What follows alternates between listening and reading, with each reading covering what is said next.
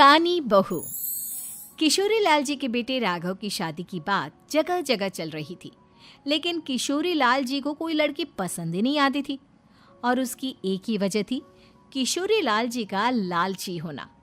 उनको लड़की वालों से मोटा दहेज चाहिए था और इसी चक्कर में एक दिन वो एक बहुत पैसे वाले के घर अपने बेटे का रिश्ता लेकर पहुंचे। उस आदमी का नाम था ओम प्रकाश। देखिए किशोरी लाल जी, मेरी एक ही बेटी है और मेरी सारी संपत्ति जायदाद सब कुछ मेरी बेटी नैना का ही है। पापा, नाम से लगता है बहुत खूबसूरत होगी। कितना अच्छा नाम है ना, नैना। ओ, वैसे बात तो सही है आपकी। अब इतना पैसा है, जमीन जायदाद है, इकलौती बेटी, आप भी क्या करेंगे? सब कुछ उसे ही देंगे ना। बिल्कुल ठीक पहचाना आपने। बस बेटी की शादी और सारी जायदाद उसके नाम। पापा, बिना देखे हाँ कर दीजिए ना। इतना अच्छा रिश्ता फिर कहाँ मिलेगा? माला माल हो जाएंगे हम। मैं अपनी बेटी को बुलाता हूँ। अरे नहीं नहीं नहीं नहीं, आपकी बेटी का नाम नैना है, सुनकर ही लगता है बहुत सुंदर होगी। रहने दीजिए अंकल, मैं तो आपकी बेटी के नाम से ही इतना खुश हो गया हूँ कि उसे बिना देखे शादी करने को तैयार हूँ। अब तो मैं उसका चेहरा सीधे शादी के बाद ही देखूंगा। और इस तरह राघव नैना का चेहरा नहीं देखता और उससे शादी कर लेता है। शादी के बाद अपनी सुहाग रात पर जब राघव नैना का घूंघट उठाकर देखता है तो नैना की आंखें बंद थी। कितने खूबसूरत हो तुम नैना, जरा अपनी आंखें खोलकर मेरी तरफ देखो तो सही। नहीं, मुझे शर्म आती है। अरे, मैंने तुम्हें शादी से पहले भी नहीं देखा, और अब अगर तुम आंखें खोलकर मुझे देखोगी भी नहीं तो मुझे अच्छा कैसे लगेगा? इससे पहले कि नैना अपनी आंखें खोलकर राघव की तरफ देखती, अचानक से लाइट चली गई और राघव नैना को पूरी तरह से देख भी नहीं पाया। अगली सुबह नैना राघव के लिए नाश्ता बनाकर लेकर आई। अरे ये क्या, आधा पराठा सेका हुआ है और आधा बिल्कुल कच्चा। ये तुमने क्या किया नैना? बहू, तुमने क्या आधा पराठा तवे से नीचे लटका कर रखा था, जो आधा सिका है और आधा कच्चा? मुझे जितना दिखेगा उतना ही तो सीखूंगी ना पापा जी। जहाँ जहाँ मुझे नजर आ रहा था वहाँ मैंने सीख लिया, जहाँ जहाँ नहीं दिखा वहाँ कच्चा रह गया होगा। इसका क्या मतलब है? ये कैसा मजाक कर रही है तुम? अरे बहू, तुमने इतना लंबा घूंघट क्यों लगाया हुआ है? देखो, हमारे घर में बहुओं को बेटी की तरह रखा जाता है, और फिर तुम तो इतना सारा माल लेकर आई हो। देखो, ये घूंघट डालकर रखने की कोई ज़रूरत नहीं है। हाँ नैना, पापा जी ठीक कह रहे हैं, तुम तो आराम से रहो, अपना ही घर समझो। नैना अचानक से अपना घूंघट उठा लेती है। अरे ये क्या पापा, नैना की तो एक आंख फूटी हुई है।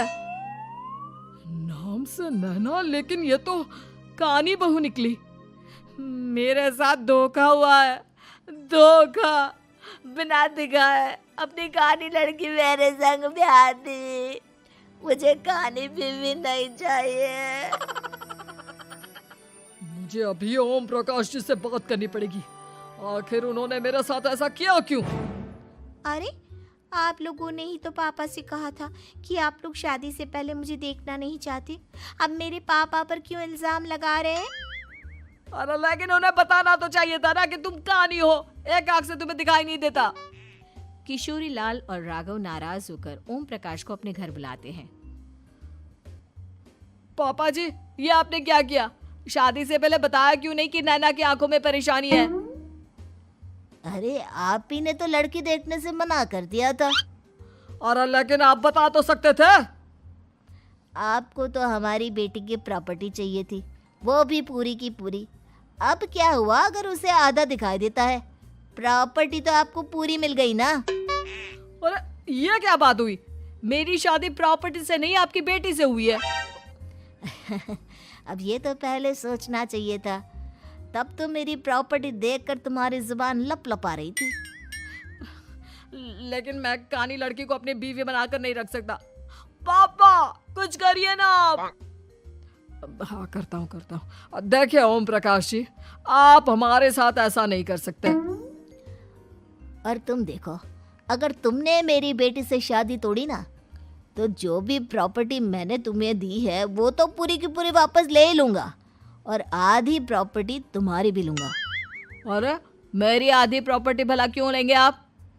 इसलिए क्योंकि मेरी बेटी को आधा नज़र आता है और उसकी नज़र अभी तक तुम्हारी आधी जायदाद पर ही पड़ी है। अब तुम उसे घर से निकालोगे तो कुछ तो लेकर जाएगी ना। और अगर हम आपकी बेटी को अपने घर की बहू बना कर रखे तो? तो तुम्हारी पूरी प्रॉपर्टी तुम्हारी ही रहेगी, और जो मैंने तुम्हें दिया है ना, उसमें से बस मैं आधा लेकर जाऊंगा। अरे लेकिन अब आप अपनी दी हुई प्रॉपर्टी में से आधी वापस क्यों लेकर जाएंगे? अगर मैं आपकी बेटी को अपनी पत्नी बनाकर रखने को तैयार हूं तो? इसलिए ताकि भविष्य में अगर तुम मेरी बेटी को धोखा दो तो उसके पास कुछ तो रहे जो पति का हो। वैसे मेरे पास तो बहुत कुछ है, लेकिन अपने पति की कोई निशानी तो उसके पास होनी चाहिए ना। अब अगर तुमने मेरी बेटी को कहानी कहा तो तुम्हें प्रॉपर्टी भी कहानी ही मिलेगी, पूरी नहीं। जमाए राजा। किशोरी लाल और राघव समझ चुके थे कि वो बुरी तरह फंस चुके हैं और अब उनके पास वहां से निकलने का कोई चारा नहीं है। अब समझ में आया ना, लालच बुरी बला होती है। एक तो तुम्हें प्रॉपर्टी मिली, ऊपर से बीवी मिली, उसमें तुम्हें नखरे भी दिखाने हैं। आए बड़े, चुपचाप बैठो दोनों। कुछ दिनों के बाद नैना राघव की कार लेकर बाजार घूमने निकलती है और जब कार लेकर वापस आती है, ये क्या? एक तरफ से मेरी गाड़ी पूरी खराब हो चुकी है। लगता है तुमने मेरी गाड़ी को किसी दूसरी गाड़ी के साथ एक्सीडेंट किया है। अरे अरे कितना बड़ा नुकसान कर दिया तुमने बहू। वो क्या है ना पापा जी, मुझे एक आंख से दिखाई नहीं दे रहा था, सामने से गाड़ी आ रही थी। मुझे तो सिर्फ आधा ही दिखाई दिया और वो गाड़ी मेरी कार से रगड़ते हुए निकल गई। अब मैं क्या करूं बताओ? आप इसे ठीक कराने के पैसे कौन देगा? तुम्हारे पापा? तुमने मुझसे इस तरह से बात की? अभी रुको। नैना राघव की शिकायत ओम प्रकाश को कर देती है। देखो राघव, अब जो मेरी आधी प्रॉपर्टी तुम्हारे पास थी ना, उसमें से आधी और मैं लेकर जाऊंगा, क्योंकि तुमने मेरी बेटी को डांटा। अरे नहीं नहीं पापा जी, गलती हो गई, माफ कर दो। गलती की तो कोई गुंजाइश ही नहीं। अगली बार मेरी बेटी को डांटा तो बची हुई आधी में से आधी और ले जाऊंगा। लालच के चक्कर में हम दोनों ने बहुत बड़ी गलती कर दी बेटा। एक तो तुम्हें कानी बहू मिली और ऊपर से जो माल मिला वो भी काना। इस तरह राघव की हर एक गलती पर ओम प्रकाश उसकी प्रॉपर्टी का आधा आधा हिस्सा लेकर अपना सारा माल वापस ले गया और राघव को कानी बीवी से काम चलाना पड़ा। भाई लालच वाकई में बुरी बला है।